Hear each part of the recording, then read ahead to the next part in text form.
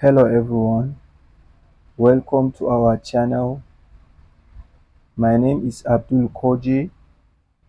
Today I'm going to show you how to open calculator in Excel. Let's begin. You are going to this place. As you can see, you are going here, customize quick access toolbar and click. Then you are going to more commands and select. You are going here, as you can see, and click here and choose command not in the ribbon.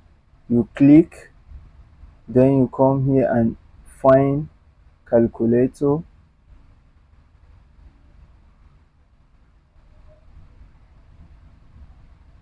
As you can see, this is calculator. You click on it, then you are going here to add calculator. You click, then you come down here and click OK. Then as you can see, if you check here, you can see you double click. As you can see, this is the calculator that you can use. As you can see, you can use it. So this is how to open calculator in Excel.